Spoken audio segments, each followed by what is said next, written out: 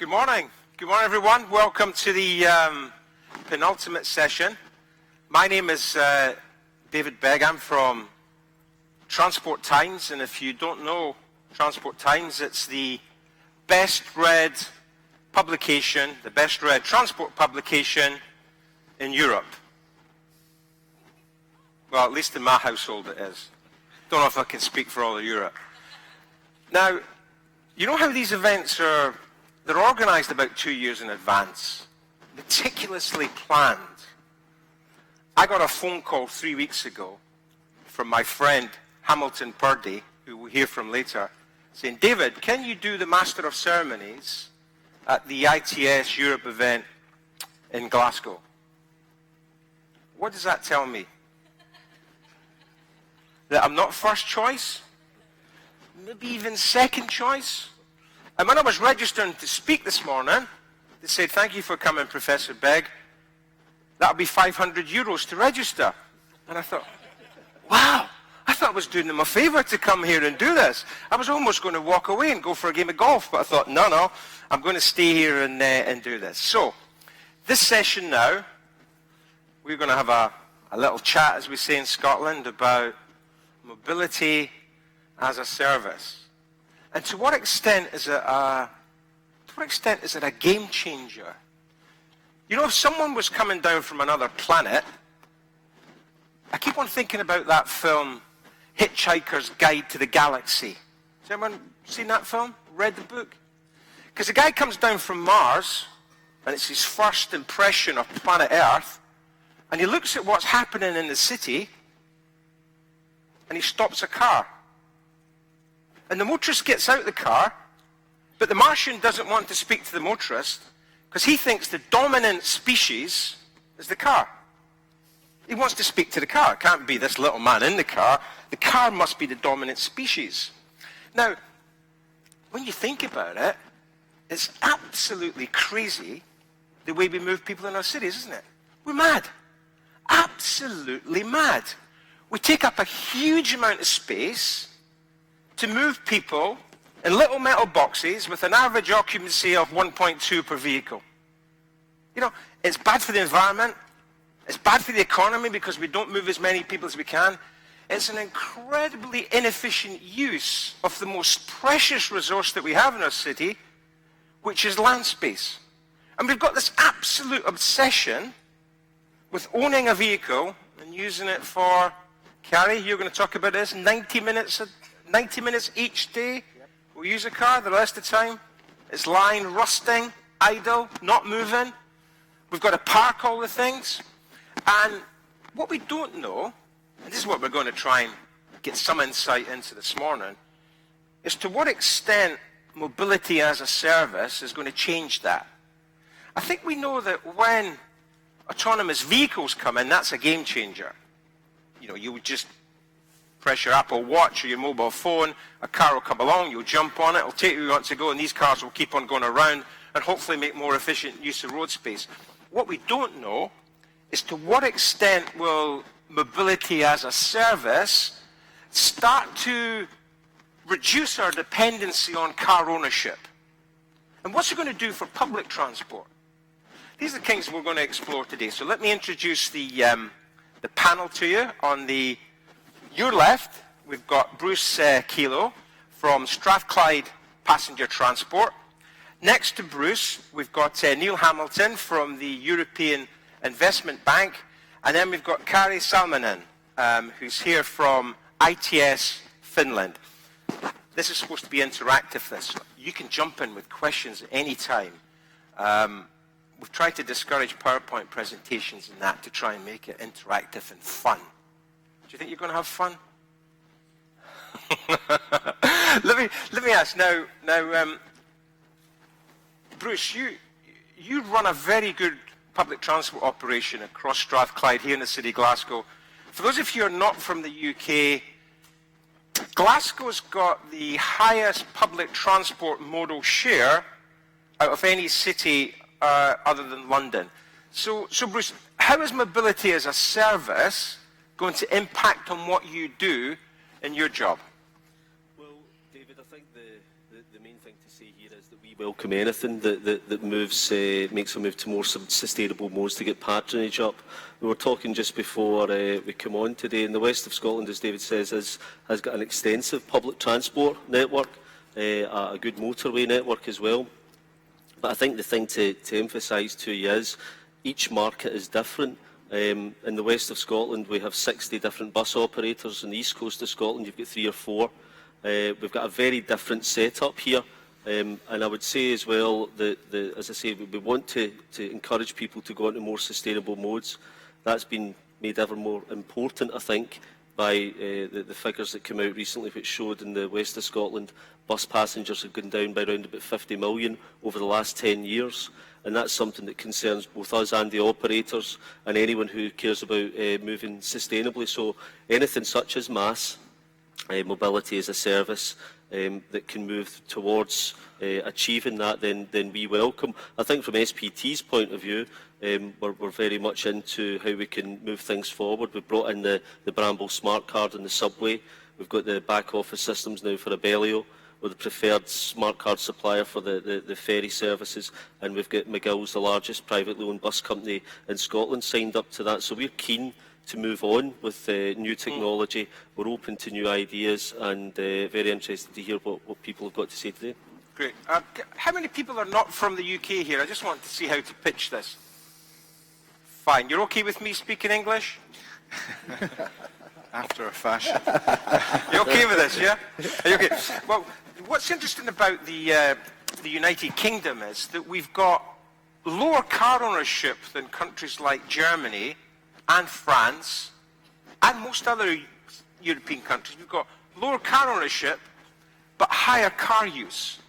And I guess, Bruce, one of the challenges for anyone who's trying to get people to use public transport is that once people spend all this money on a car, and we've got a figure from Carrie coming later on, that 80% of all household expenditure on transport goes towards a car.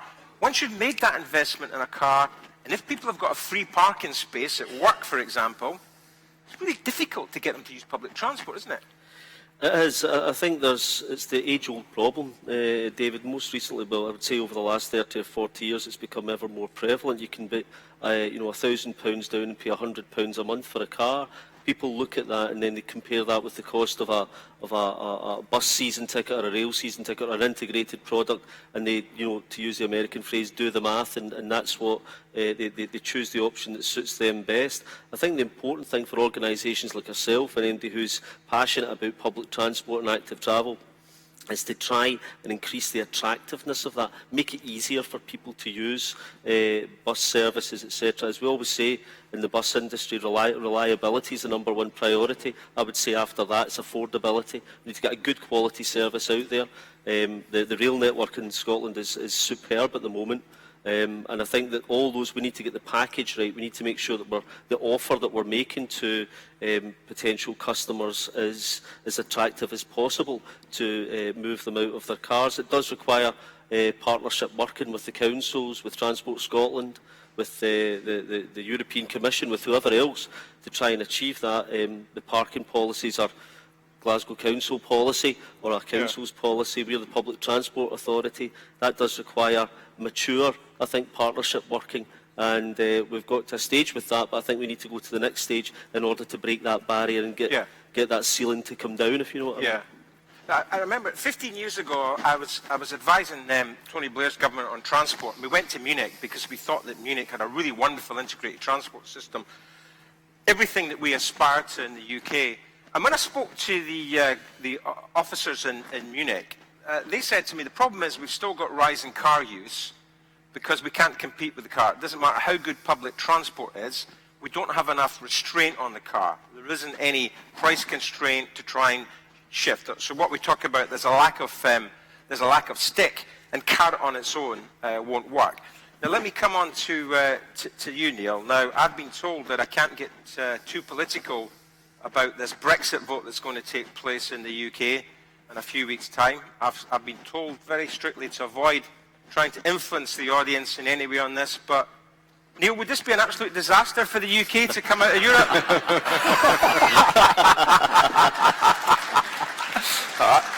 simple question, isn't it? Will we struggle to get money from your bank? I think the biggest problem with Brexit is the lack of clarity, and I think it's a decision that the British will make, and after that we'll adapt.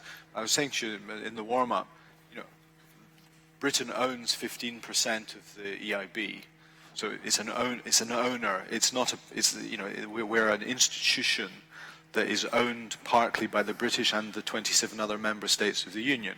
So we have to disentangle all that.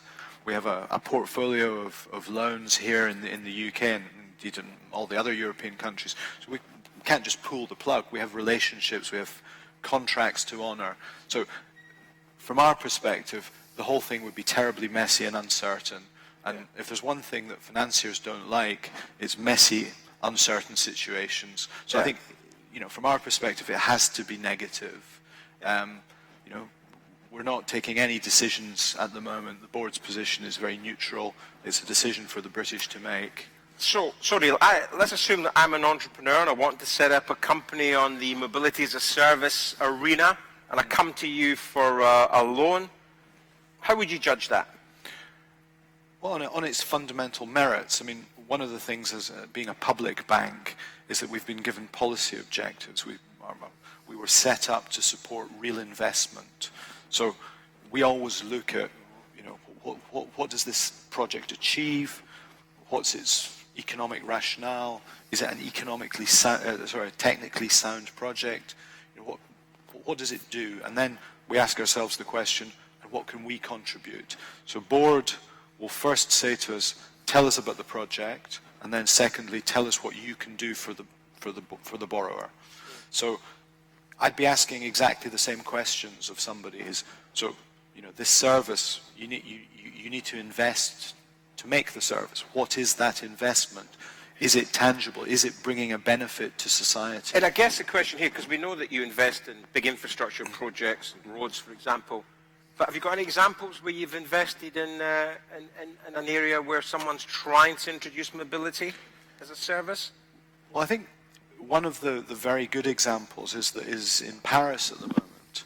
So there's a car sharing project called Autolib, which there are stations around Paris where you can find a car parked. You reserve the car, you drive it, you bring it back to a station. We're supporting that right. For instance. So that's mobility as a service, but behind that service... So you can drop it off at any station. You don't have to drop it off where you've picked it up. So it's exactly. a bit like the hired bikes in London where you can... Similar. Yeah. And these are little electric cars. So it's a bespoke model that has its own issues, but it's not something that people are trying to steal because... and there's some considerations like that. Yeah. But behind that car-sharing service, which is what's presented to the public, is a whole series of investment. So there's the on-street facilities with the recharging. There's the IT that drives the whole thing. There are the vehicles themselves. Now, that all requires investment, and that's real investment, tangible investment. So we're happy to support that. And I think we're looking for clarity of business model. We want to understand how the service is bringing a benefit, who's capturing it. And one of the things I think at the moment, with a lot of the innovation, is that we're getting huge amounts of stuff, which is very helpful, but we're getting it for free. A lot of this information, a lot of these apps, we just expect to have it for free. And the question is sustainability of this. Who's going to pay for this information to be provided? Is it the government? Is it the transport authorities? Is it the operators themselves? Because we as users, we all use transport. We're not very keen on paying anything more than we have to.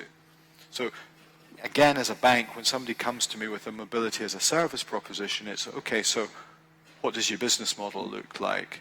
And so, it's for us, the technology is almost a second level question. Once you've got your business model sorted out. Okay. And Carrie, we know that once someone's spent quite a big percentage of their household income on a car, and they own that car, and it's sitting outside their door in the garage, it is very difficult to change their travel behavior. But will mobility as a service help here? Hope so. Yes, sure. It's a very tricky question because we have to actually deal with these mobility as a services, the service level of your own car, and otherwise we can't get the benefits of this whole thing. Because we have to pretty soon, we have to in a short term we have to decrease amount of the private cars, that's for sure. In a big cities, all this urbanization which is ongoing, leads us that kind of a situation. We have to decrease the amount of the cars. And for example, in Helsinki, we have there in that Helsinki metropolitan area nowadays about 1,200,000 inhabitants. After 15 years, in 2030, there are going to be 200,000-300,000 more, and 2050 there will be 2 million. And if you think about Helsinki Peninsula and Helsinki downtown, it's a quite narrow peninsula where it is. It's impossible to handle that transportation. It means that we have to invest there very much money for the infrastructure and different other things. How bad is congestion in Helsinki? How would you say that congestion in Helsinki ranks amongst other European cities? I don't know the ranking, but there is congestion. From my home to my office, it's about 7-8 kilometers, and easily it takes 35-40 minutes by my own car. So it is, and it's going to be bigger problem all the time. So we have to decrease those own cars, and one answer for that is mobility as a service. We figured this out a few years ago, and we launched that mobility as a service as a term 2 years ago in the same Congress in Helsinki. Because we start actually thinking in our ITS Finland ecosystem that it's a very stupid thing that what we are doing, like you told us in beginning. And it means that we have to rethink all our transportation totally new way. And if I think those target groups which are interested in new kind of services, I'm not worried about actually young people. In this week we have discussion here quite much that young people don't want to own the car. Car ownership is changing. They don't want actually drive their driver's license when they are turning 18 or whatever it's in different countries, the age when you can get a driver's license. But that's not the solution actually. So I'm not worried about that age of the people or younger people. They will take these services. But what about my kind of guys? 50-something, have a drive car about 35 or 40 years, and get to use that own car service level. There it waits me in a garage, and whenever I want to take it, I can take it, and that's it. It's a fantastic service. I can sit there in a congestion and listen to my Pavarotti and Andrea Bocelli and sing along. So High and loud. Kelly, I would car share with you. That sounds good fun. Yeah, that's very Because good. that's the thing about car sharing. You're never sure about who you're going to be with. Yeah, Person it's exciting smoke, actually. What music are they going to play? But you'd be, that That's sounds a good one. That's a good motivation thing. But we have to now, when we are developing and creating these new services, we have to remember that there's like three things which you have to take care of. This kind of new things. One is technology, of course. Is the technology easy to use? Is it reliable? And is it like good service planning? And then have your target group, have the end user capabilities and knowledge to use that service, that technology. And the third thing, which is I think most important, is to understand what is the motivation. Yeah. What is the motivation to use and take to use these new services? Kari, we're going to use you as a case study. I need audience participation here, right? So Kari, quite typical of this, I think, isn't it? So you drive in Helsinki, 8 kilometers, takes you 35, 40 minutes. Yep. You've got free car parking space at work. Don't Yeah, pay for it? I do, yeah. Okay, this is a challenge, isn't it? So what we need to work out is what's going to persuade you to change your travel behavior and use, say, public transport, or even give someone else a lift in your car share. Yeah. So let's try a few things. If your employer was to take away your car parking space, would that work? I changed job. Yeah. Actually, that's why a lot of employers are frightened of doing that, isn't it? Yeah, yeah. Isn't it? So Yeah, this is, that's a great benefit, you know? Okay, well, let me come at it again then, right? Yeah. I compensate you. I give you more salary. Let's assume that I give you, I have no idea, we don't want to know what it gets paid here because it gets too personal.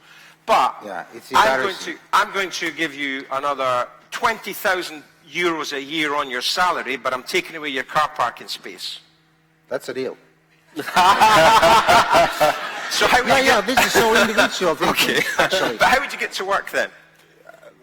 By the mobility as a service, new operators will give me... Now, see what I'm trying to probe it here. I want to know how much stick do we need here. Right? This is what I want. I want us to go away here because I don't know the answer to this.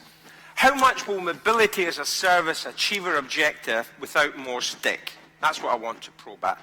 Right? What about a congestion charge in Helsinki? You'd probably quite like that because you'd get there quicker, wouldn't you? We don't have, But if you had one, and we will have. We will have in several years, I'm sure that we have to have those. We have to take all those tools to use what we can, mass, congestion charges, everything. And still, after that, we have to build more infrastructure. yeah. Okay, look, This is not the, one-size solution. thanks for participating in that because it confirmed my suspicion that if you've got a free car parking space at work, it's really difficult to change. Is anyone else? How many people have got a free car parking space at work here? Now, keep your hands up if you think it's very difficult to change travel behavior if you keep that free car parking space. Yeah, 2/3 have kept their hands up. Let me ask you another question. How many people are departing from Glasgow Airport today after this wonderful event on their own private jet?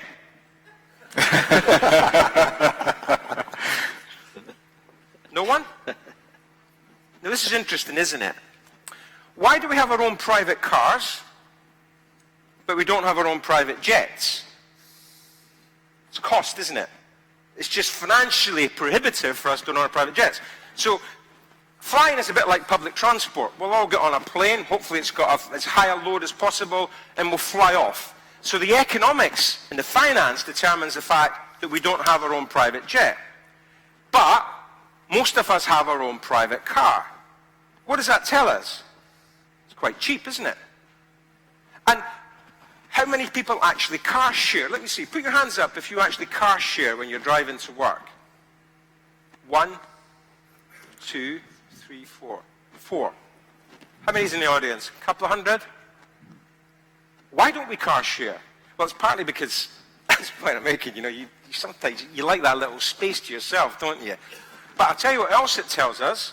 Motoring is cheap. Because if motoring was really expensive, like a private jet, we would share it, wouldn't we? And here's the problem. Politicians don't like us talking about motoring being cheap. The majority of people still travel by car. Political parties are lobbied heavily by the big car manufacturers. So it's very, very difficult for us to get a sensible pricing policy in Europe when it comes to motoring. And call me old-fashioned, my own view is that mobility as a service is going to help, but until we actually get pricing right, I'm an economist, so I always come back to pricing. Until we get pricing right, it's going to be really difficult to get us a big shift in travel behavior. Which city in Europe has had the biggest shift away from the private car towards public transport in the last 15 years? London. Why is that? Congestion charging. Horrendously expensive to park a car, and public transport's got a lot better. Really good combination of car and thing. Ticketing system is fantastic with the contact list and everything. So that combination of the two gives you that big change in travel behaviour. Which economy in Europe has been the most successful from an economic perspective in the last 15 years? London. Biggest growth. They're accommodating that growth by getting people out of their car. So here's the problem. If we don't constrain car use and get a shift away from the car, it's bad for the environment, but it's also bad for the economy. And it's trying to get over to politicians that this isn't anti-car, this is just what's right for our cities and to make them function. Right, let's get some questions from the audience to our panel. Anyone want to come in? And what's the setup here, Pamela? Is it names? Did people tell us who they're from in case we need to sue someone if there's anything?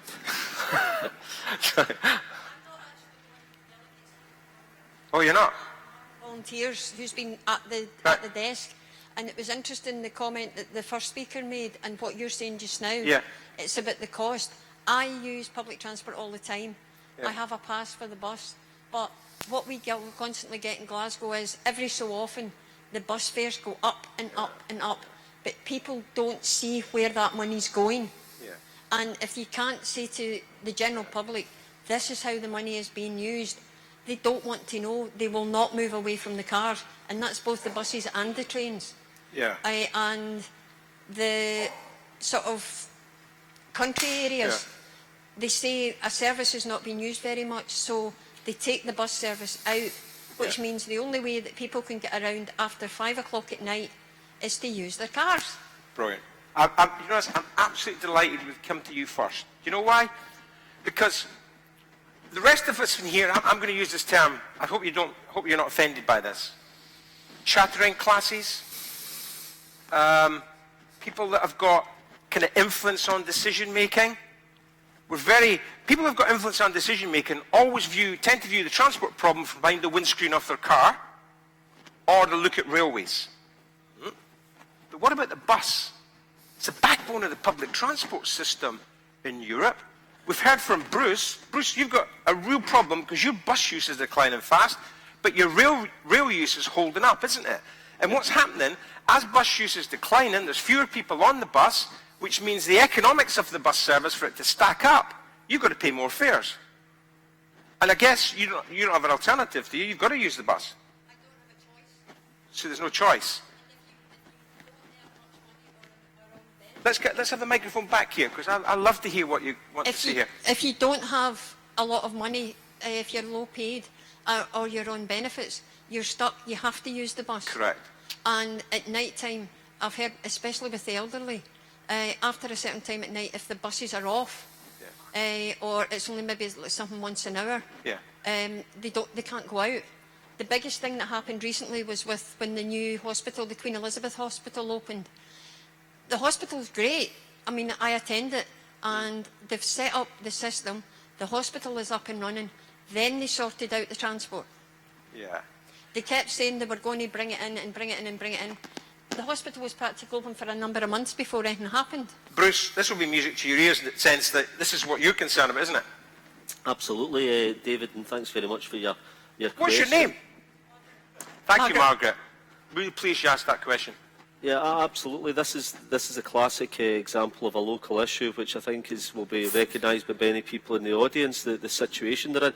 I mean, just to tell a story, I was at a meeting once where fairly recently a councillor from a council that will remain nameless asked me why we didn't reinvest some of our vast profits from the bus industry back into the bus network, and I said, well, let me tell you a story. Back in 1985, there was Transport Act, which deregulated the industry. It's private bus companies that run the bus network. We have to, as the public transport authority, as SPT and the councils, we have to make that work as best as we can.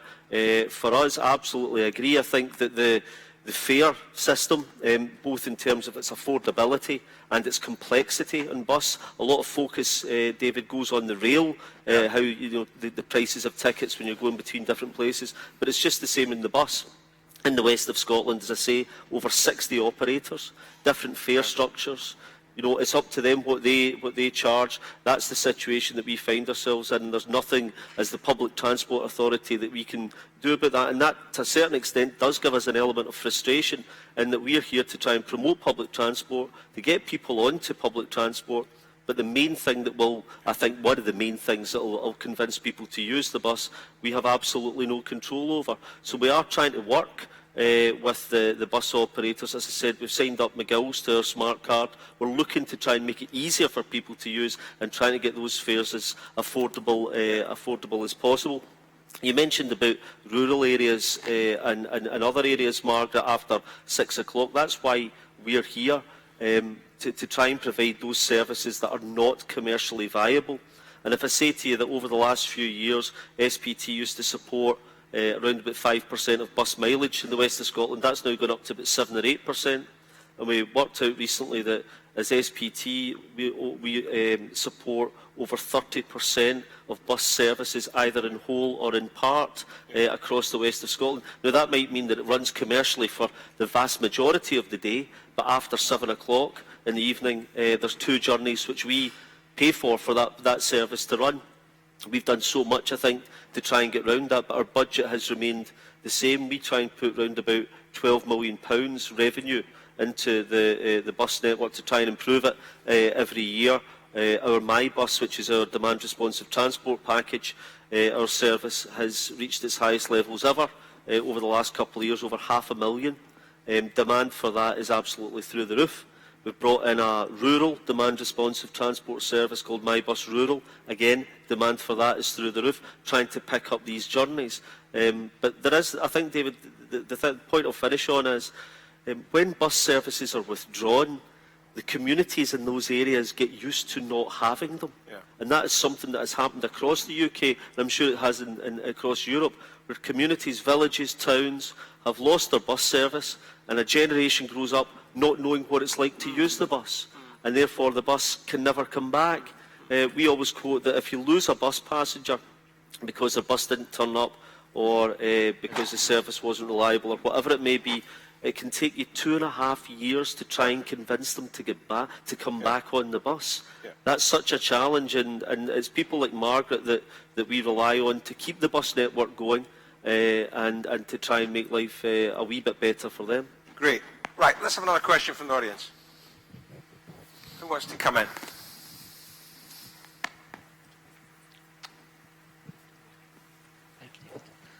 Hi, James Welling from Speed Sticks Consulting. Just regards to wheelchair accessible taxis, I've got a controversial view here, but I feel qualified to say it.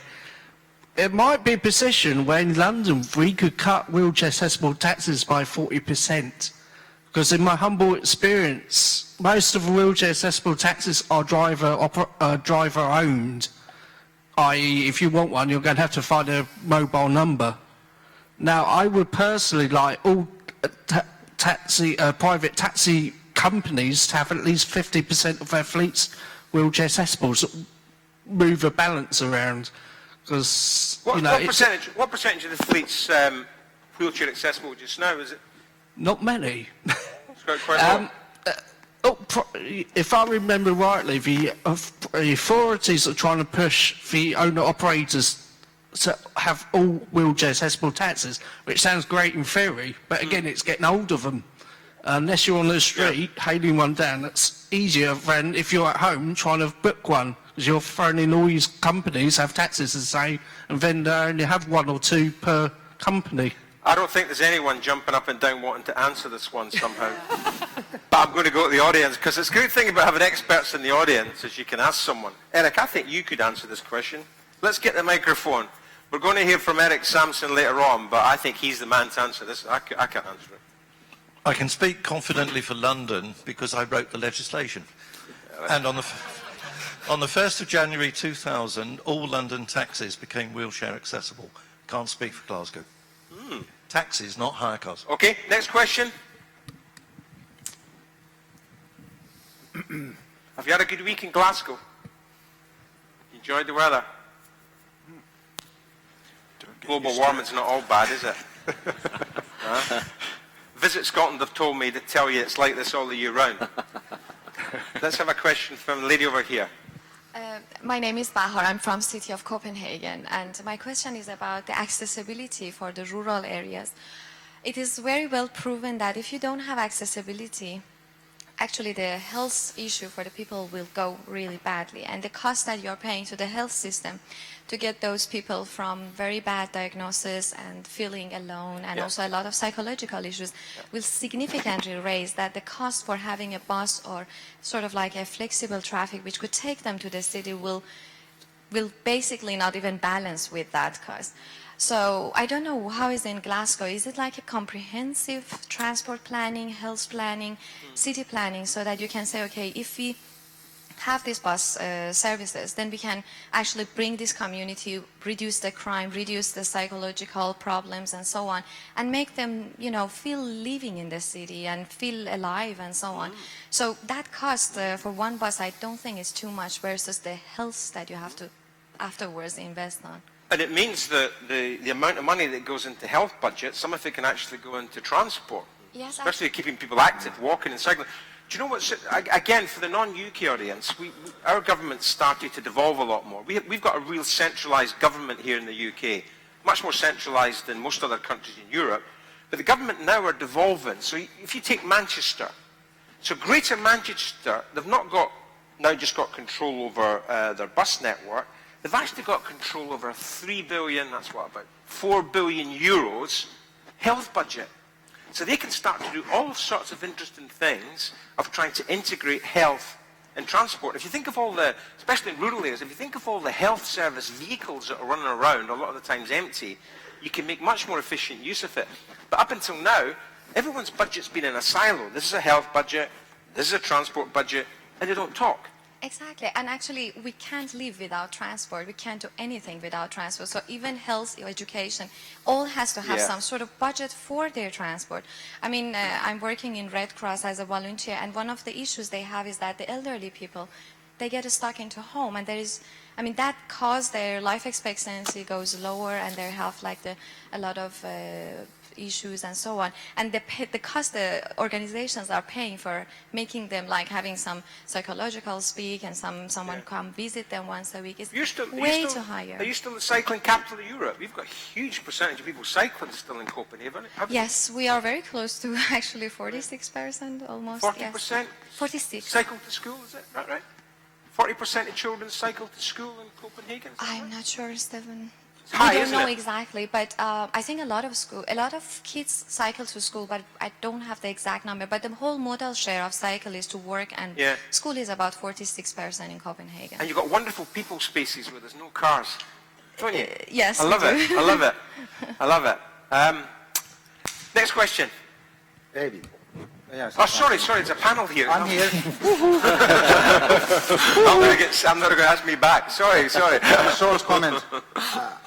I have had an idea that for a while that we should build up not only MAS, but we should build up also WRs, welfare as a service. Welfare as a service is a combination, different things, with it's helping your better condition and welfare, not healthcare, welfare. And part of it is also transportation and your access to different places and friends and that kind of things. And we can buy it also like a package, like a monthly package or whatever you want. It's personalized only for you like masses. Right. And there is your nearest grocery store and gym and all the healthcare hospitals and your doctors and whatever. Right.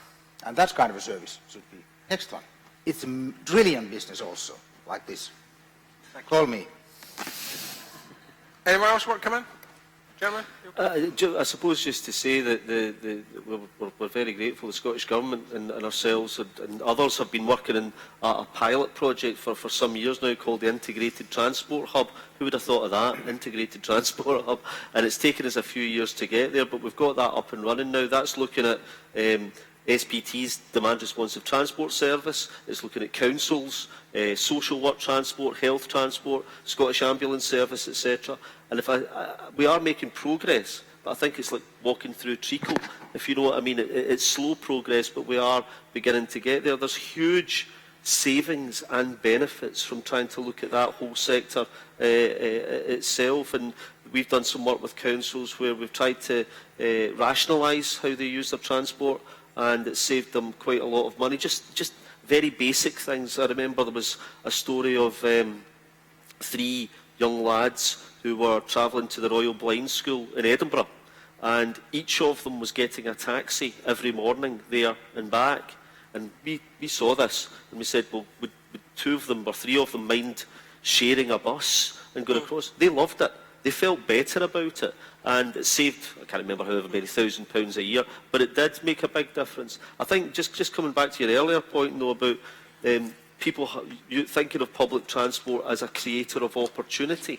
Absolutely. You'll know, David, in Glasgow, in the west of Scotland, we've just recently got our city deal. It's all about creating opportunity for people, but there's no point in doing any of that for economic development if you don't have the good services in that allow people who want to go to the new college to be able to get there, and it's affordable as well. I remember the story of a young student who was a hairdressing student, and she lived in one part of Glasgow but got a place in a college at the other side, and was spending half the money that she got every week on travel. And that's a disincentive to a young person who wants to go out and work. The great thing about being able to work when you're young is you spend the money on a Friday night going out or doing whatever you do. But if you're stopped from doing that because of your transport, it can lead you down many roads, as you're saying, health issues, disillusionment with your work. And that's something that I think that collectively we should all be looking at. So yeah, we do try to make progress, but it's perhaps not as good as we would like. Good. Any other questions? Gentlemen, right up at the back here. Actually, see if you can put 2 or 3 hands up, then we can get the microphones to you earlier. Is it just one microphone? Maybe not. Maybe there's only one microphone, isn't it? Up here.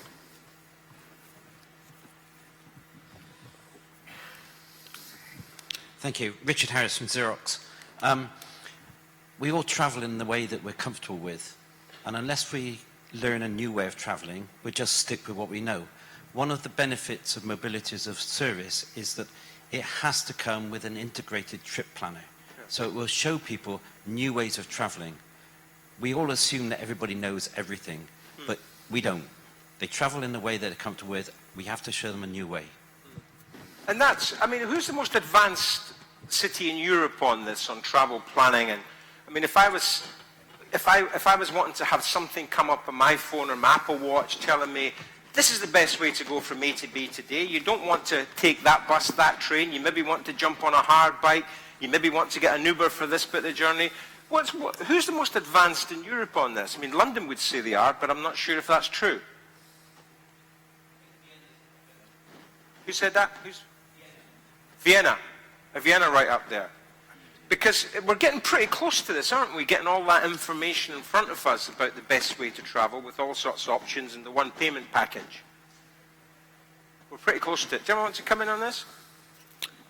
Yeah, I absolutely agree. If you think about it, if people took the same approach to their transport planning or their personal transport, the way they go about their business as they did, for example, if they're looking to lose weight and you get a diet plan and you're very conscious of what you're eating, and not I wouldn't know, of course, but you know, you're very conscious of what you're doing and things like that. I think the thing about that is it highlights to you what you're doing. If you're eating bad food and you're putting on weight and you're wondering why you're putting on weight, it's because you're eating bad food. And it's the same thing with transport. People, I think, are often not aware of their bad habits when it comes to things to do with transport. You know, jumping in the car to go down to the shop and come back, and it's only 500 yards down there because you know you've got the parking space, and EastEnders is on in 2 minutes, or your favourite television programme. Everybody's guilty of that, but sometimes that needs pointed out to them that, do you realise you'll be able to save money, you'll be getting there actually quicker, and you'll be more relaxed when you get there. There's nothing better than getting on a train and doing your work or reading the paper or reading a book and getting to your destination chilled out. I've rarely seen somebody get to their destination in a long car journey Bruce, and say they were chilled out. You know? I got into real trouble about 20 years ago when I lived in Edinburgh because my neighbour, it's an absolutely true story, my neighbour used to drive 200 yards to the fitness centre. Honestly, this is not joking. It used to annoy me. He used to drive 200 yards to the fitness centre, and then he ran for 5 miles on a treadmill. And then he drove back. And I used to watch him do this, and one day, he thought I was joking, but I wasn't. I said to him, why don't you buy a bike, cycle 5 miles to the amusement arcade, and drive for half an hour on a car simulator, and then cycle back? But it's interesting. I don't understand why people would drive 200 yards to go to a gym. Hey, that's just me. Anyone else want to come in? We've still got time. David. We've got a clock ticking. David. Okay. One thing about when I didn't want to compare the public transportation and private public transportation and private cars like black and white, because they are in the same package in mobility as a service offering. But one thing is interesting. I don't know if it's possible in the future, and where in the future. I want to hear your opinion. We subsidize quite much, actually, public transportation, and we subsidize public transportation operators by taxpayers' money. What about if we open that and we subsidize end users? Yeah. Travel account or travel check or whatever, and they can choose what kind of transportation they need and want. And if they want to use some mobility as a service packages, and then it's neat that the market is open. Yeah.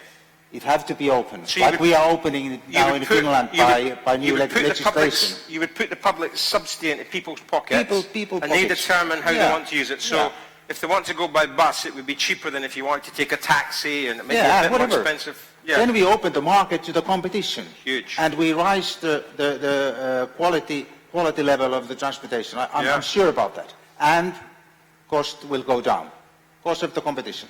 Yeah. And then we could make sure that if you drive your car, you're paying for your congestion costs as well, wouldn't you? Sure. Great. Next question. Am I missing anyone at the back? Eric? Eric, you're coming on quite soon, remember, Eric? You can ask a question to yourself. Well, I'm going to bring in Eric if we can, but if we've got someone... Eric, you've got the mic. Yeah, we've had a lot of discussion about money in various disguises. I was thinking of asking Neil, is it easier to fund something that you know about, you've seen before, but it's pretty much the same thing somewhere else? Or are you really open for innovative things, very, very new things? Well, I mean, I think as a bank, traditionally we've funded what we've known, and we've funded the big entities that we're comfortable with. So, you know, the Strathclydes, the SPTs, people like that, Transport for Scotland, Transport for London, you know, RATP in France. I mean, these are our regular customers. We have ongoing relationships with them. You know, they've taken hundreds of millions of euros off us over the years, and we've seen, you know, these networks develop. I mean, I think what is really interesting at the moment is that politically things are changing a bit, and the landscape is changing, and part of it is this digitalization of transport and the availability of information. Now, it's changing the way people think about transport, but there are other factors that we're looking at as well. We're looking at the clean transport agenda, decarbonization, air quality. You all of these things are relatively new to us, and yes, we are definitely open. And some of you may have heard of the so-called Juncker plan. This is the investment plan for Europe, where the European Commission has basically challenged the bank to support innovative investment in different sectors across the European economy. The fundamental idea being that there would be a macroeconomic stimulus, but it would be real investment. It would be good, positive economic development type investment, but it would be things that perhaps the bank wasn't traditionally comfortable with because the risk profile was slightly higher or the promoters were weaker, or but fundamentally these were good things. So part of my interest of being here, of course, is in the transport sector. We don't know enough about where everything's going, and I think one of the things I've been impressed at today and yesterday, walking around the exhibition, is that I'm an engineer and I don't want to upset anybody, but when I first started getting interested in ITS sort of 10, 15 years ago, people were really excited about the technology. And look, I've got a widget that does this and it's great, and it'll, and you'll say, okay, fine, how does it fit in? Oh, I haven't thought about that. So they weren't ready for deployment. They weren't thinking about where was that going to add value. They were thinking as an engineer developing something. And of course, you've got to go through that phase. But what I see now is that people are asking themselves the question, what's my business model? Who's going to pay? What does the framework look like? What are the regulators saying? What are the authorities saying? Who am I going to sell this to? And to me, that's a sign of maturity, and it's a sign that probably in the coming years, there will be projects with new counterparts for us to finance doing different things. And I saw maybe one or two things around the exhibition yesterday that gave me some hope that there would be some stuff for us. So yes, I think we're open to it, and yes, I think we've got tools, and I have to say the European Commission is saying now very clearly, we would prefer to use small amounts of grant as catalysts by providing some form of risk absorption or a guarantee type facility, and let promoters put up business models that may fail, but that they have to learn from, than to just give them a big capital grant. Because our capital grant is so limited now, the member states are under so much pressure, they don't want to increase our grants. So actually, it's a zero-sum game. We get a fixed pot of money, and there's too much to do. So let's try and do it differently. It's the just enough grant type mentality. And I think that's a real challenge for us all. It's a challenge for the public sector to understand what that means, because I think there's been a tradition of seeing how much grant you can get out of the Commission. And it's been a grant maximization game. It hasn't been an outcome maximization. And I think that's the mind shift that's happening at the Commission. And I think you as promoters and suppliers and industry have to respond to that challenge and come with business models. Neil, thank you very much. That brings to a conclusion this session. Can I ask you to thank our three panelists? Thank you.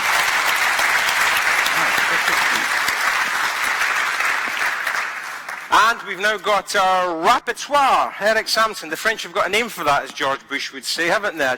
Up you come, Eric. Our rapporteur.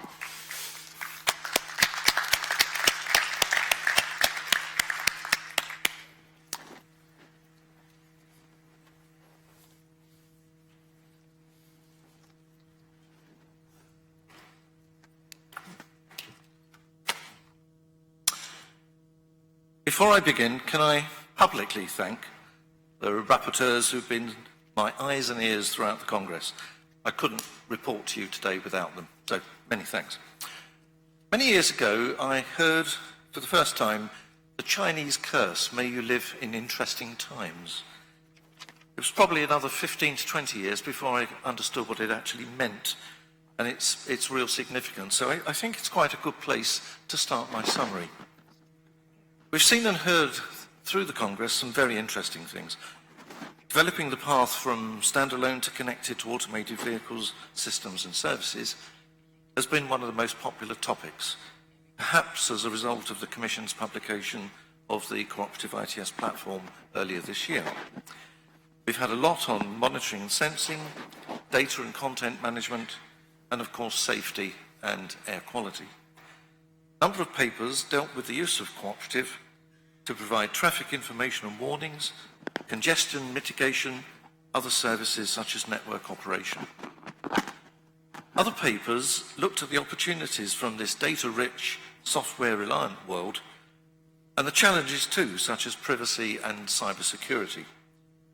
Legal, institutional, human factors issues were also discussed. A very clear piece of advice came up frequently. Instead of trying to do everything to get all the ducks in line and in place before we start something, just do it and learn from the experience.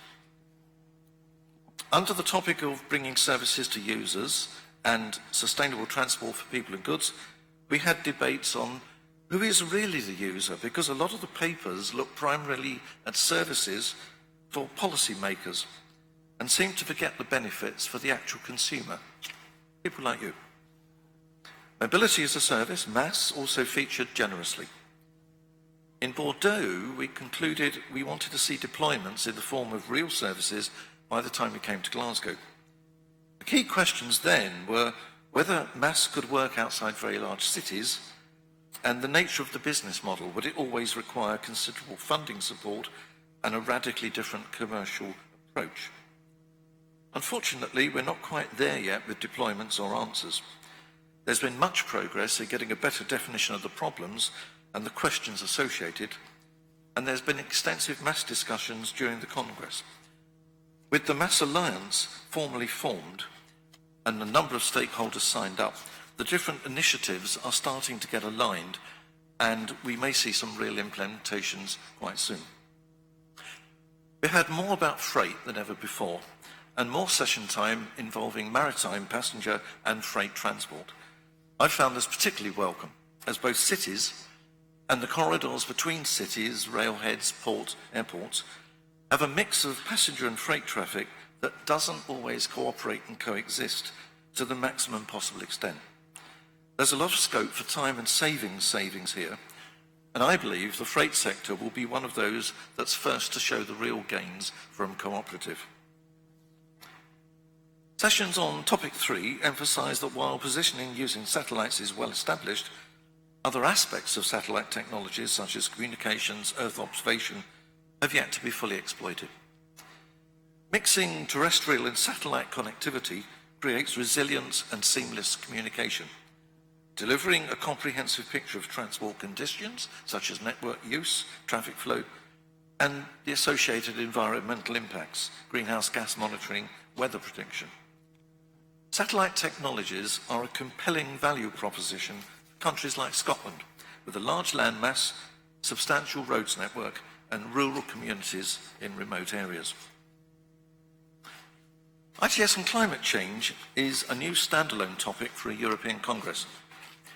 Papers and sessions covered how applications from ITS can counter the impact of climate change, and the key areas of focus were air quality management, congestion management, traffic signal optimization.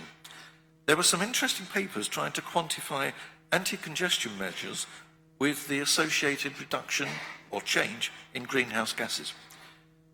I think we need to put more effort into standardizing the evaluation of the ITS contribution to greenhouse gas reduction.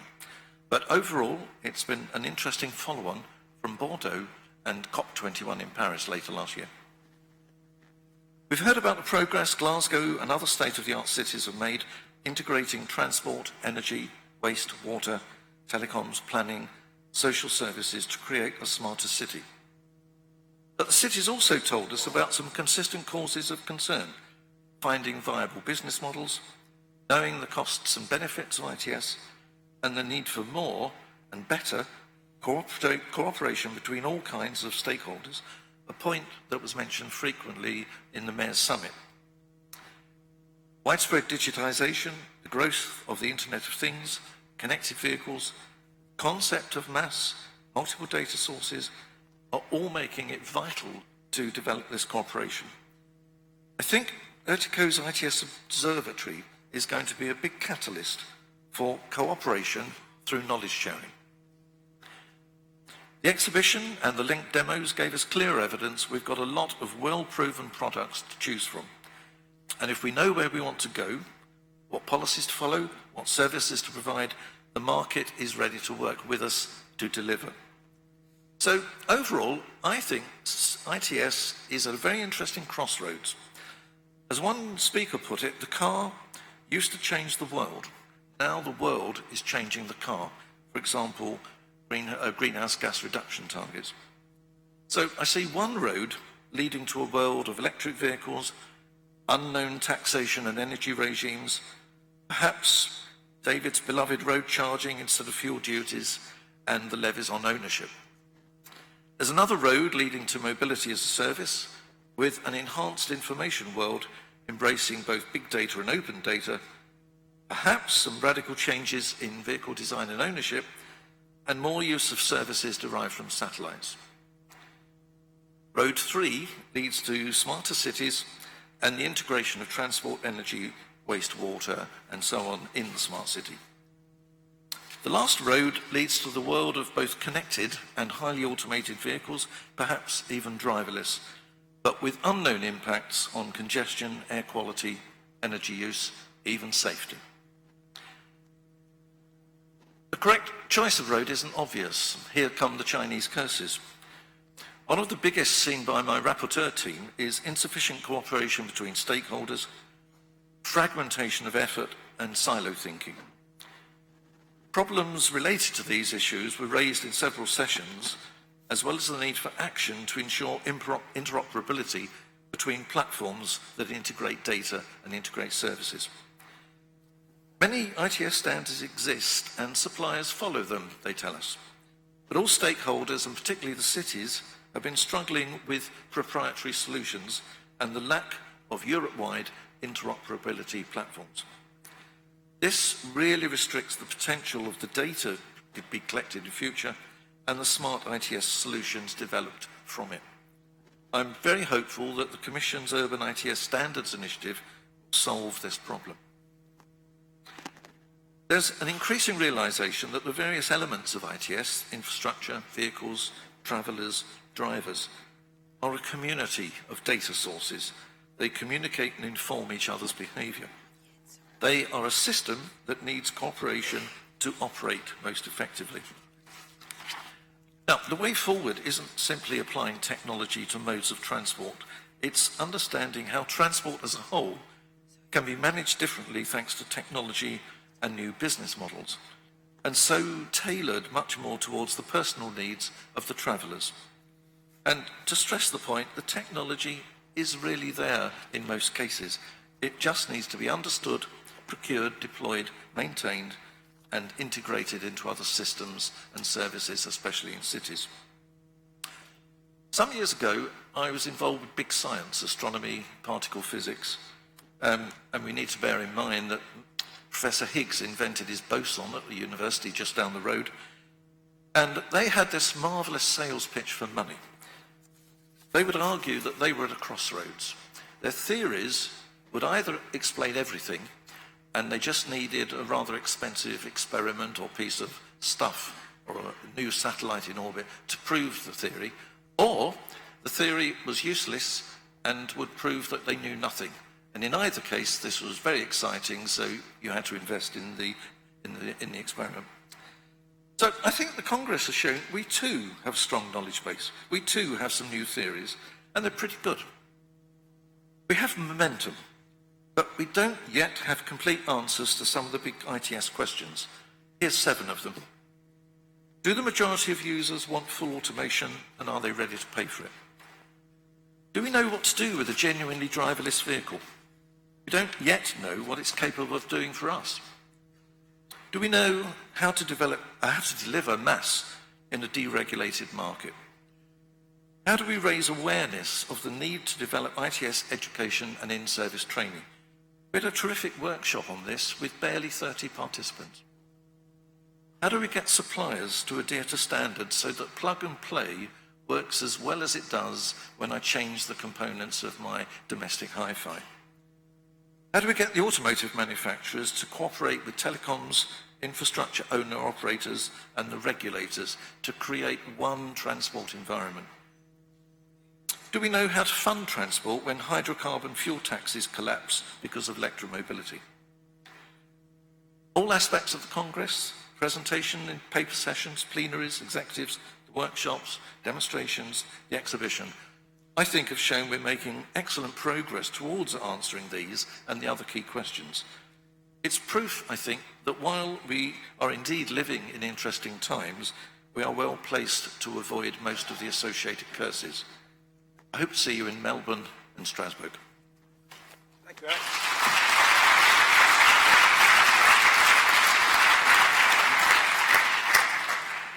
Things always don't go according to plan. As Rabbie Burns, our famous Scottish poet, said, "The best laid plans of mice and men gang after glade." I won't translate that, but it means our next speaker hasn't arrived yet, Steve Gooding. And he's made the mistake of flying up from London rather than getting the train. Much less reliable flying. So let's give him a collective hard time when he does come. Hopefully he comes here quite soon. So let's change the agenda. You've been voting on this app on what's been the best session. So let's see who's won. There's a big prize here. There's a holiday home in the Bahamas. Is there a prize for this? Is there a prize? There is a prize. Here we go. Are you going to announce it?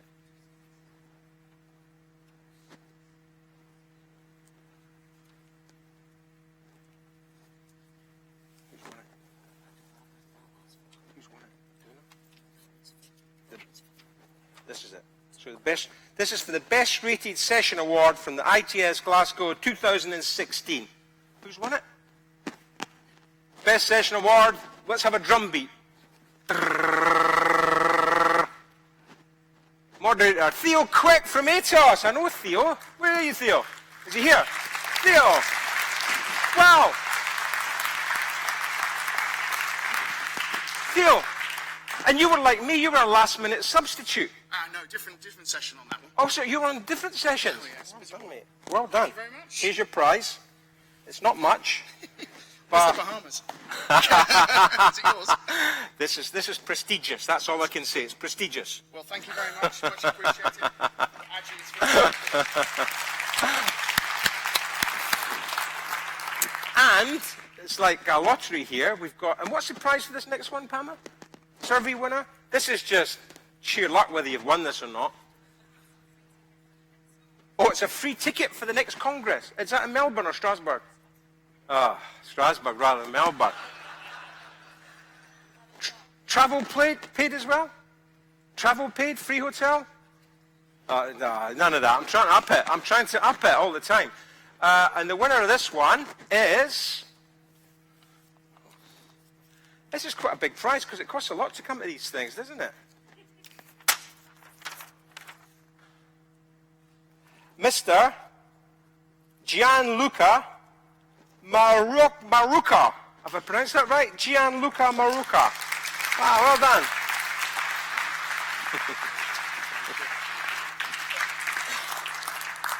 So, save the date, 19th to 22nd of June 2017, Strasbourg, France. Well done.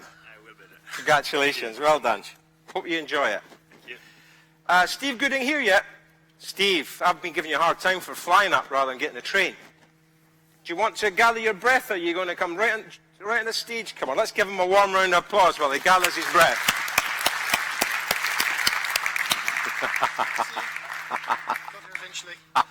Now, while he's gathering his breath, let me introduce Steve Gooding. Steve used to be one of the most senior civil servants in the Department for Transport in the UK. Very original thinker. He's now the director of the RAC Foundation, UK, and doing an awful lot of good work there. Steve. Well, thank you very much for inviting me, and many lessons to be learnt this morning about just-in-time in the transport sector. I've been instructed by Eric down here, who had a look through my slides, that I need to rattle through these at quite a pace, so I shall. And these are the things I'm going to whiz through with you. I'm not going to read the slides out, they'll all come around in the pack. But they're just some closing thoughts, because you've been through a lot of material in the days of the event over the last 3 days, 3.5 days, lots of stuff in the exhibition as well. So I'm not going to go around repeating things that you already picked up. I've tried to follow the events from down south electronically, but just a few thoughts that occurred to me. From our perspective, we seek to represent the responsible motorist. We think about transport generally, and we think about it a bit like this.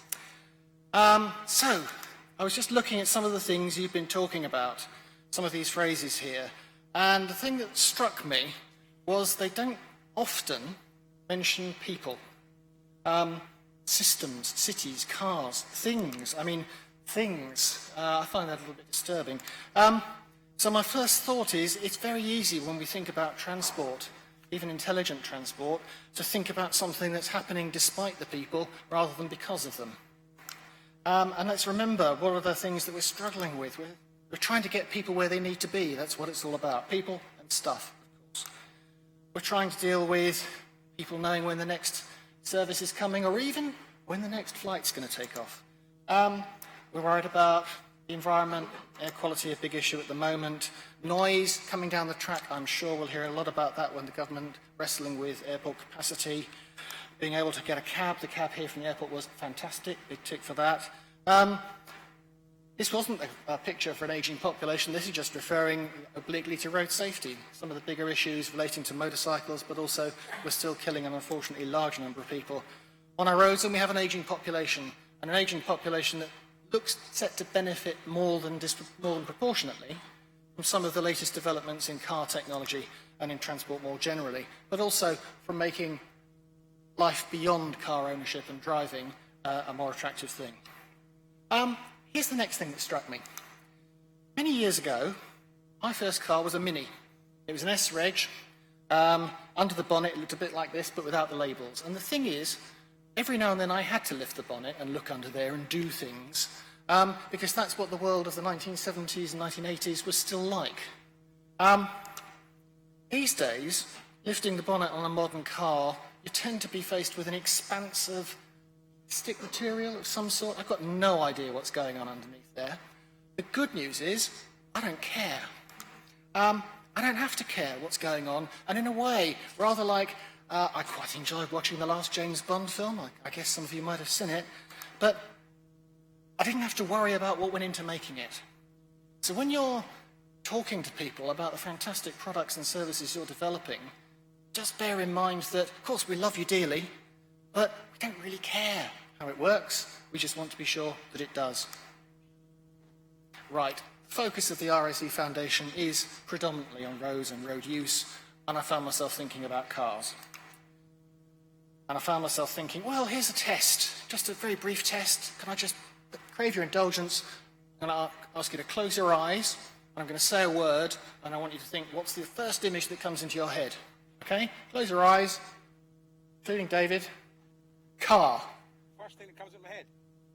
What image? The image that comes in your head, if I say the word, car. David's got a picture of Edinburgh for some reason that only David understands. The rest of you, I'm sure, had an image of a vehicle, but was it a vehicle that looked like this? And the reason I pick on this one is I was chatting to the guys from Renault a little while ago, and one of their chief designers said to me, I shan't do the accent, said, what you've got to understand is, it's not really a car. It's got four wheels, it's got an engine, but it's different. It's offering a different thing. When we're thinking about some other things, like where I work, this is the road outside my office. This is what we think of when we think of cars. These are the sorts of cars that I always fancied owning. That opportunity is sliding rapidly past me. But do we think about that? Is that a car? When I'm asked to talk about driverless cars and the onset of automation, that, or this, or even that. And I think one of the things that we're going to have to grapple with, perhaps it's partly with the language or just partly with the world that we're developing, is that when I'm talking to people about autonomous cars and driverless cars, the vehicles that are being developed and quite possibly the service that they'll offer isn't what I was expecting, isn't what I was used to. And as a customer and as a driver at the moment and someone who owns a car, I'm really intrigued by what it is I'm going to be offered in this future world. Of course, I'm interested in why it's going to make my life more appealing. Now, I'm not saying that there haven't been advances over the years. And the similarities between the vehicle at the top, last year's London to Brighton run, and the Aston Martin down below, well, they both got 4 wheels and an engine, but there's been a lot of development, a lot of advances gone into them. All I'm saying is the way we think about them, the way we think about using them, is on the verge of going through a sea change. So, one of the things that puzzles me, I just have to muse on this, is some of the descriptions of how the autonomous world will work and how mobility as a service will work don't seem to me to fully recognise the way that I go about using a vehicle. Now, this rather lovely antique image I got from a magazine, family used to have an Austin Maxi back in the day, and the sort of thing we used to do was go to a garden centre and fill up the boot and not worry overly about the fact that when we got home and got stuff out the boot looked a bit scruffy. These days, I work in London. David, please be assured I travel to work by train every day, and I get buses when I'm in. Every now and then, though, I drive the car, and what I tend to do is I take the dog for a walk. I take the dog up to the woods. I don't particularly want, at the end of that walk, to think, this autonomous vehicle is now going on to someone else. I had better spend the next 30 minutes, because that's what it takes, clearing all the dog hair and all the mud out the back of the car. Now, maybe, the time will come I can let the dog take the dog for a walk. Wouldn't that be great? Don't think we're quite there yet, though. So, again, we need to think about the sort of service we're actually offering. Now, here's one that some people, if you've heard me speak before, or if you work in Highways England or Transport Scotland, you'll have come across this thought before. Here's the hope bit. I picked up this from journals that's recording what's going on this week.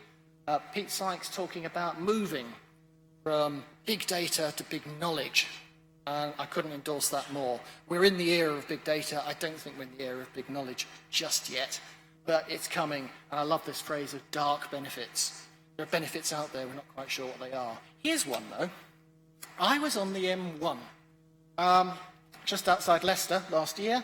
I got my passenger to take this picture through the windscreen. What is wrong with this picture? Here's some things that are wrong. Point one. Okay, there's a queue ahead. Also, up behind. Second, in your dreams, would you be doing 60? Because we were sitting there for, well, actually, I think this was coming, because we sat there for nearly 60 minutes.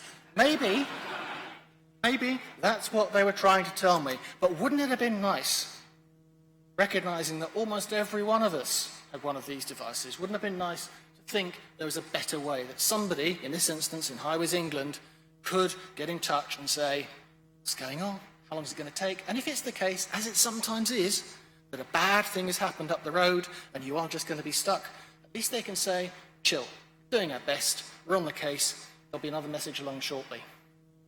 This morning at Gatwick, message 1 at 10 minutes before boarding time was, I'm sorry, your flight's delayed by an hour. The next one was 50 minutes later, by which time I, supremely chilled, of course, because I was mailing Eric, other people there, not supremely chilled because they didn't know what was going on. We do like to know what's going on. Now, I am dating myself here, I recognise. I don't know whether I'm playing to the right set of social references here, but let's see. Because I do like an image to remember things. And the image I have here, the famous Spice Girls song, Wannabe. David and I often duet this at karaoke nights. Just tell me what you want. What you really, really want is why I picked it. Because if you ask me what I want, I'll probably give you a list. In fact, if you ask me now, we'll be here all afternoon. You can't always have what you want. Do you see what I did there? Anyway, you can't always have what you want. Sometimes you get what you need, and sometimes you get what you weren't expecting at all. And I can remember when my namesake Steve launched this fabulous new product called the iPad. I remember reading reviews about it. And the review said, it's not a phone. What is it? It's not a phone. Who on earth is going to want one of these? Show of hands, anyone got one? Some of you, not surprising. We didn't know we wanted it until it was there.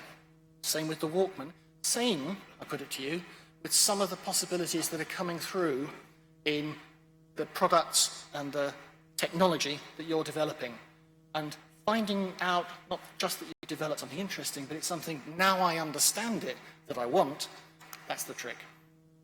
So, very briefly, anyone recognise this picture? Where is that? You guys are all internationalists, you'll recognise where that is, I'm sure. Somebody?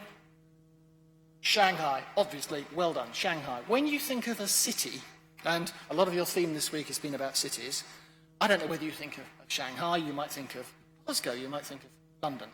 That's Shanghai, here's an aerial photograph, population of Shanghai, roughly equivalent to the population of England, 24 million plus, according to the latest figures.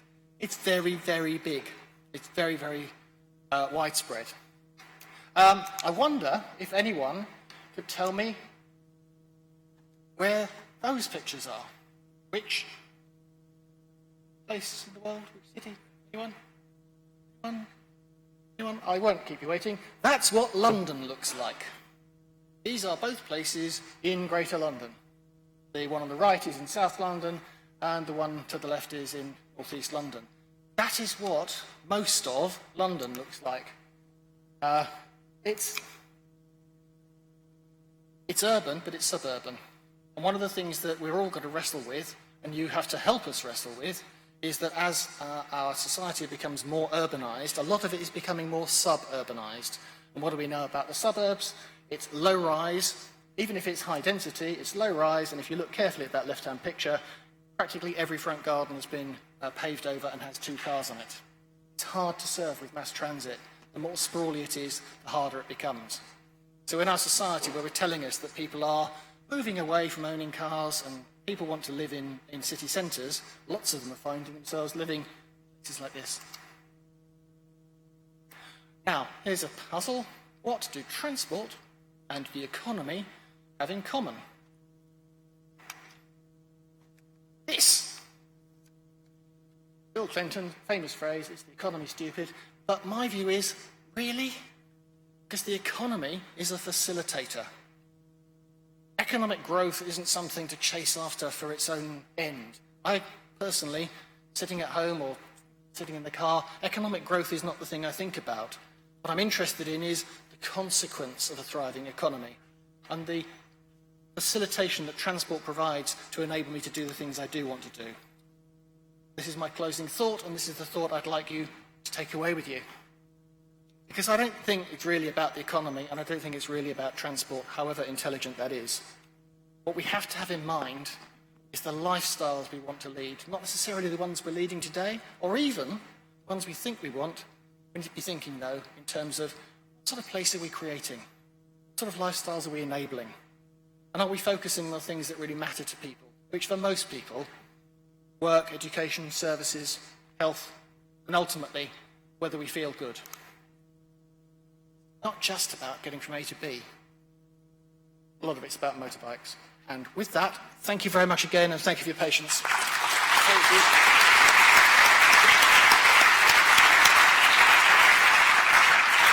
Well done, Steve. Thank you very much. Hamilton, you're up next. Hamilton Purdy, you? That says you. I don't mind. Do you want to come up next, Andrew? Let's both come up on stage. Let's give a warm welcome firstly to Andrew Davidson from Transport Scotland.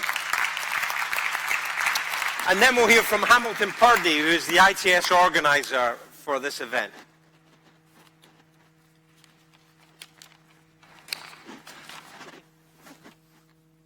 Good afternoon. I had to check my watch there to see it was afternoon.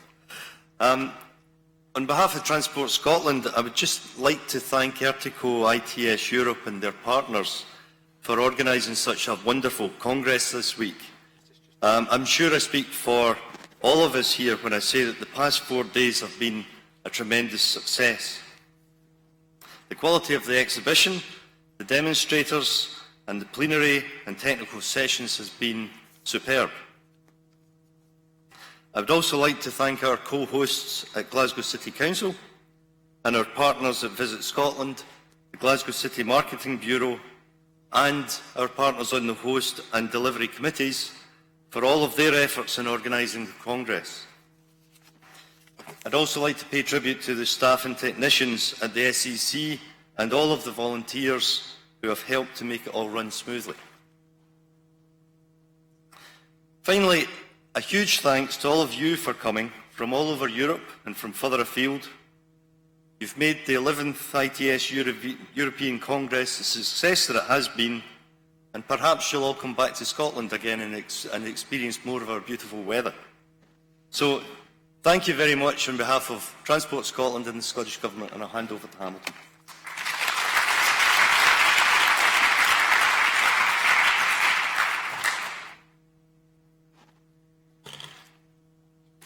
Well, ladies and gentlemen, fellow delegates, I started this week with trepidation after having spent a year and a half helping with the host to organize this Congress which you've attended. At the start of it, I had a friend called Professor David Begg.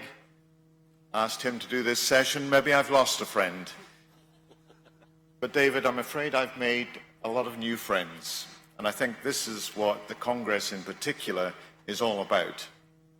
It's networking with people, like-minded people, as I say from Scotland's point of view in Glasgow, certainly in my career, stealing other people's good ideas.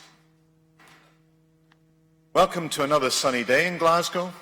A year and a half I predicted that there will be at least 7 days of sunshine here. In fact, we've had 14 the week before you arrived. It was sunny as well.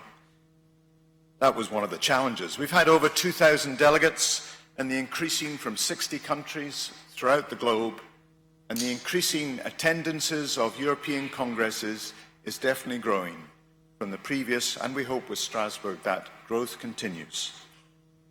We had over 300 papers and 100 sessions. We had an exhibition which was a sellout. The technical visits and demos helped again by that wonderful weather. So even the impossible is possible with a little bit of effort. Yesterday we ran the first Mayors' Summit held in an ITS Congress, either worldwide or European. We had 13 mayors from throughout Europe who sat down, were split into two groups, and at the end of 2 hours of discussion, which were well facilitated and reported by Eric Sampson here, they came to a political consensus. Strasbourg has taken up the baton and has offered the city of Glasgow a place at the Mayors' Summit in Strasbourg. So again, another success for this Congress, another first for Glasgow. For those of you who remember last night, we had a social event at one of the city's marvellous museums. The marvellous weather, surrounded by priceless artwork, but we had fun. We ran a ceilidh, which I was determined to do, and along with the organisers, I thank MCI and Brintex, we ran a really good social event. And some of us, wearing tartan, actually got, we say, grab a granny.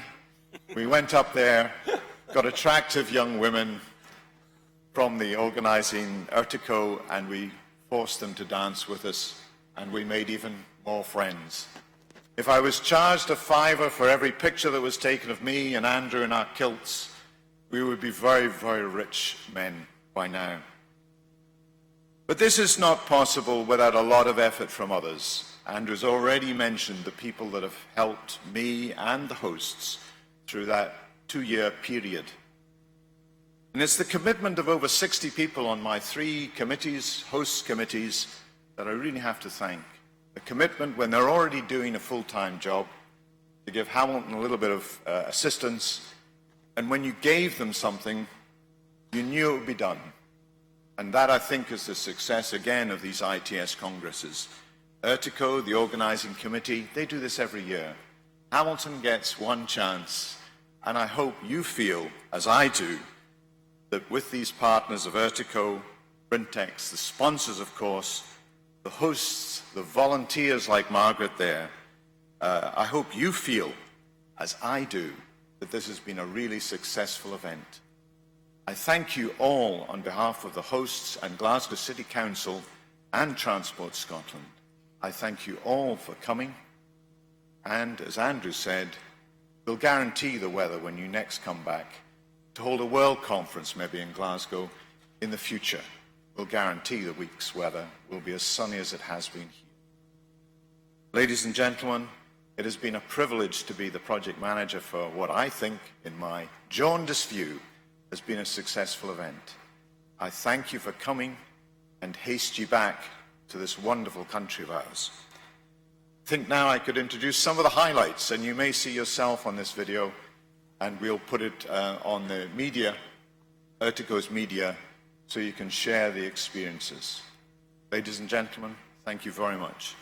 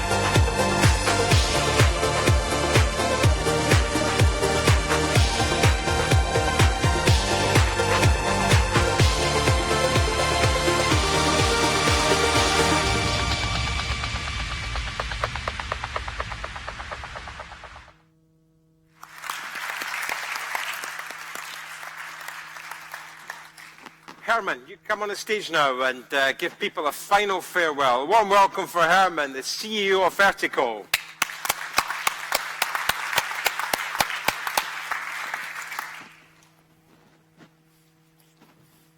Thank you very much, David. Who has enjoyed this event here in Glasgow? Who got something out of this event, where you come home and you say, in the context of your business, of your policy making, it was worthwhile to come to Glasgow.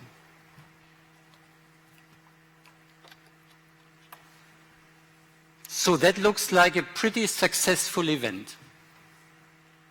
And what is special about this Congress? I think it's special about this Congress that it's organized by a community which takes responsibility to move forward the development and the deployment of intelligent transport systems, not for the sake of the technology, not for the sake of the business, not of the sake even of transport, but the sake of people. And if you ask me, what I find special about this Congress is really that it was, like Glasgow, always about people. And that was also for me the main success of the closing ceremony. It came again, again, and again. But we have to deliver. We have to deliver for the people services which change their life. And in this context, I see the Congresses not as an event of 4 or 5 days, but they have to be milestones which, like you see here, let us use the momentum, give us new momentum in the context of what business is doing, what research is doing, what policy is doing. And there I would like to share with you some small thoughts. First, here you see again the different topics which we covered at this Congress. 5 topics. And I would like to focus now on 2 of these topics, which are not more important than the others, but where I see very important momentum for us and huge chances to develop them further and to make a change for the people. The first one is from standalone to connected to automated driving. And there Eric already pointed out that there the sessions were very full. There was a lot of discussion and there's a lot of work. And I can tell you 5 or 6 years ago, there was more a discussion about, is there really a business case, other business models? And we were very much in the research stage. And now, when you look at this map of Europe, there we made points where there are pilot projects at the moment which test the different services with respect to vehicle to infrastructure communication, which provide then services like, for instance, giving in a city priority to a bus or giving priority to emergency vehicles, informing other drivers about accidents or congestion, and also being the basis of co-model transport in the future. And there the main focus of these pilots is really to see what is the acceptance of people, of the services which are provided in this context. And there we have enormous support by the European institutions. And here you see the different initiatives which are currently taking place, mainly driven by the European Commission, involving you, the ITS stakeholder community. And in these different initiatives, they are working on finding European solutions concerning the right technologies, future-proof technologies, concerning the right organization, the right business case, and last but not least also the acceptance by the people. And all these initiatives were discussed in the context of this Congress. But this year something very important in June happened. And there the member states and the Commission came together in the beautiful city of Amsterdam, and they came to agreement.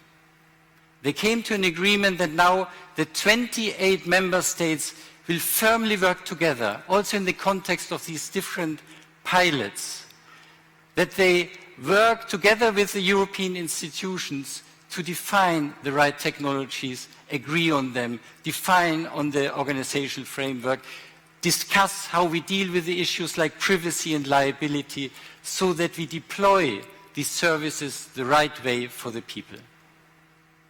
And they agreed on a declaration, the Declaration of Amsterdam. And this will create enormously important momentum to achieve connected and finally also automated vehicles in the future. But finally we do this not for the sake of technology, we do it for bringing services to the users. And that maybe was the most important topic of the Congress. But there I believe we are really in front of a revolution. What has to be done and what is happening at the moment to achieve this revolution? Most important is access to data. And this is mainly not about, or not, almost not at all about technology.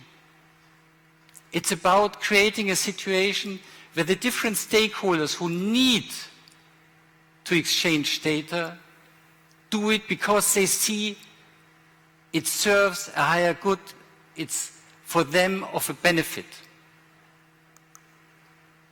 We also need to facilitate the different service providers that they can provide services which actually maybe go beyond their scope, that they also provide services in other cities, they cooperate with other service providers, and they achieve a situation where they provide services which are European-wide.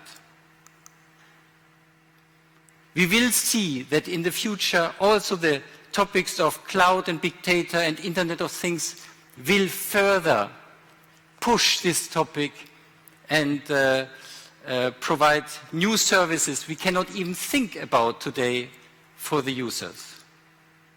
Standardization, Eric already mentioned it, standardization for ITS in urban areas is an important issue so that we have scalability of the services. We need to agree on certain European-wide standards so that we can deliver the services. And at the end, we see currently that there are more and more initiatives and activities where stakeholders come together to discuss what do we understand under mobility as a service, where we provide end-to-end services for the user so that he can go from A to B in a seamless way, that he can do the reservation, that he gets the information, he can do the reservation, he can do the booking, and he can do also finally the payment in one go, easily. Then we achieve co-modality. And this for me is mobility as a service. And it will have an impact on car ownership. It will change it from car ownership to car usage, wherever the car usage provides the best service. Now I would like to thank all of you, first of all, that you came to the concluding ceremony, that you participated in this Congress, that you networked, and that you all are very positive, constructive, and that you move forward on this issue as a community. First of all, maybe I would like to thank all the volunteers, the people who were standing at the door, were always kind and friendly, were always helpful. I think they really made a change to the whole Congress. That for me was, it was such a beautiful and wonderful atmosphere throughout the Congress. And we as Ertico, when we organize these Congresses, we always find something, maybe you can do this a bit different, or this. And my people also told me, you know, we never heard a no. We always heard a yes. Yes, we do it. And I personally also experienced this. And maybe that is worth a clap of hand.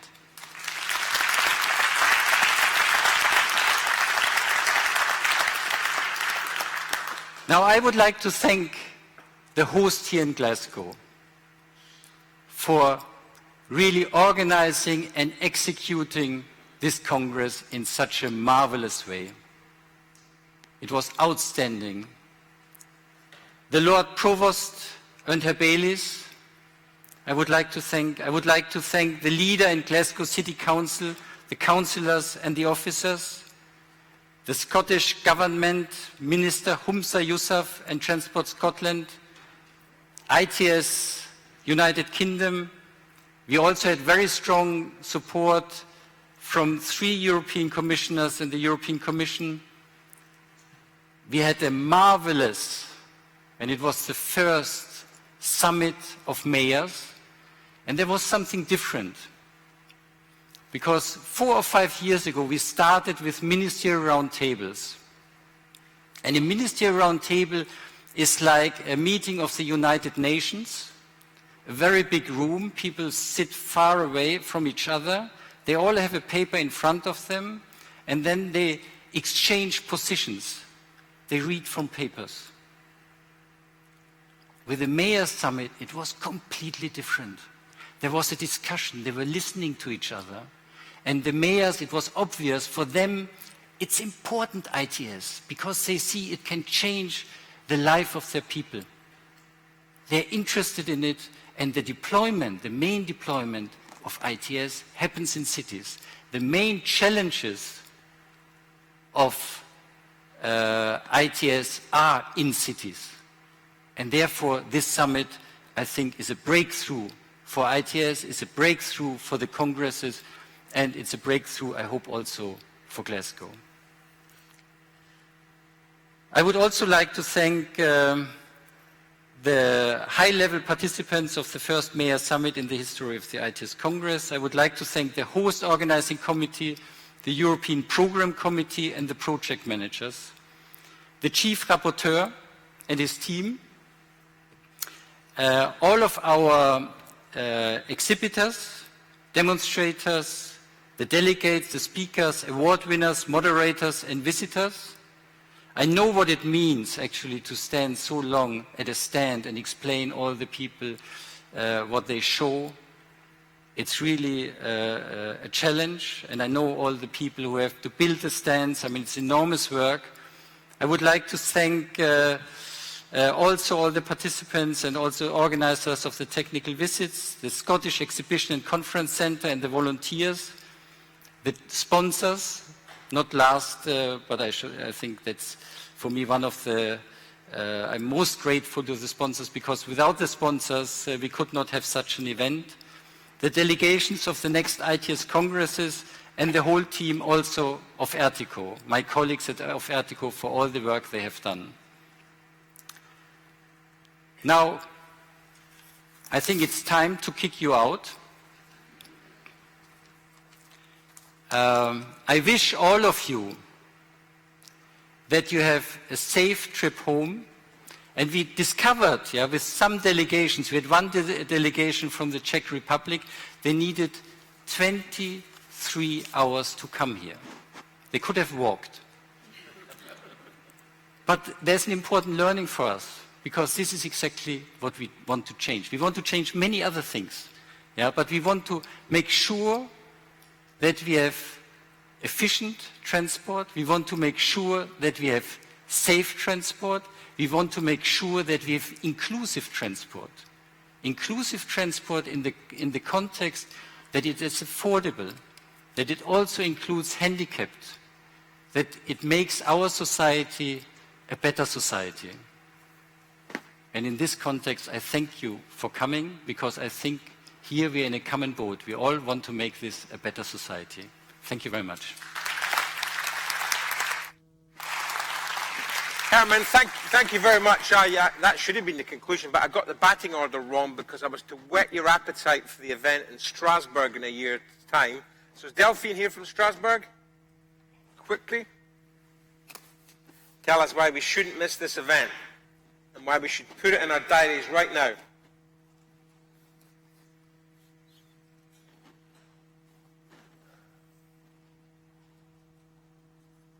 Sorry, Delphine, that was my fault. You should have been on before. That's just fine. So I hope to see you in Strasbourg next year. Yeah. Hello, everybody. Yes, first of all, I want to say thank you to the Glasgow team because we definitely had a very warm welcome and a very nice event. We are also, as Strasbourg Eurometropolis, very honored to welcome the next ITS European Congress next year. And of course, we are ready for the challenge with our partners, the French Transportation Ministry, as well as the great Eurometropolis region and the Eurometropolis, let me see, and the Strasbourg Convention Center. Basically, we will be welcome you on the team of the ITS Beyond Borders, so you can discover our lovely region where we can cross from France to Germany without even feeling the problem of the ITS. So right now we're going just to show you a very short movie presenting a few aspects of our city and the region. And after that, we really hope that we can all welcome you on our stand for a little cocktail and cheer for next year ITS European Congress. Thank you very much.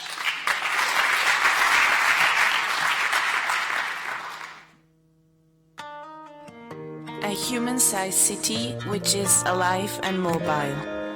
A city that offers its inhabitants a complete and environmentally friendly intermodal solution. A city that gives me time for myself. I came to Strasbourg a year ago, and that was one of the best decisions I made. Strasbourg is at the crossroads of Europe. It is enterprising, energetic, and full of opportunity. Initiative is a constant feature here. Strasbourg offers everything a researcher could ask for and more. Internationally recognized expertise in the areas of pharmacology and biotechnology, a fantastic place for exchange, optimism on a daily basis at the service of all.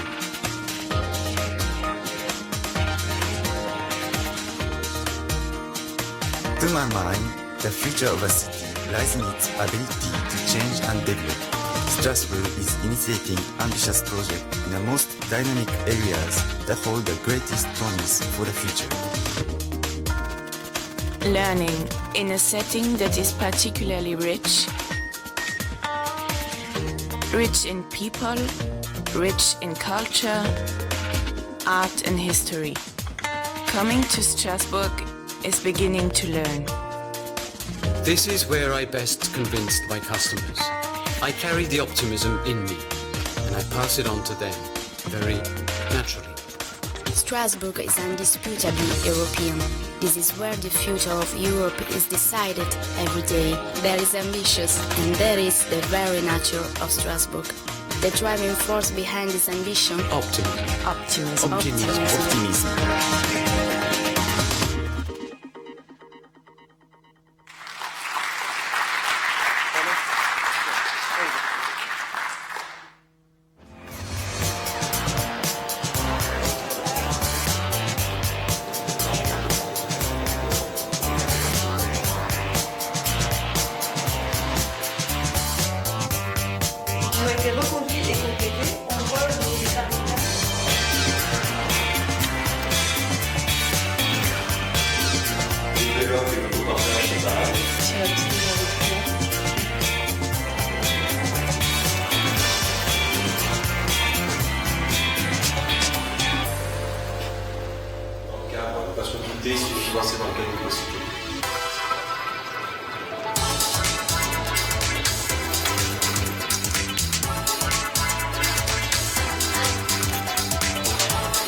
Consommation donc gratuite.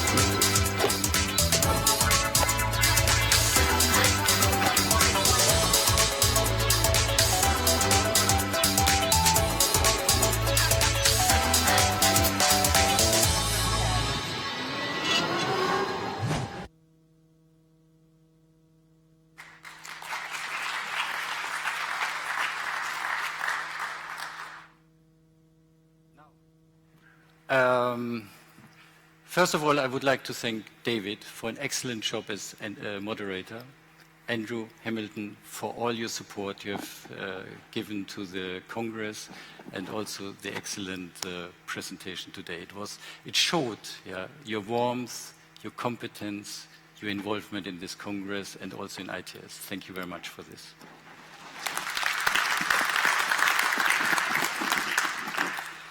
You know, this is a European Congress, but it has a very important international dimension because we have friends from Asia and from America coming to this Congress.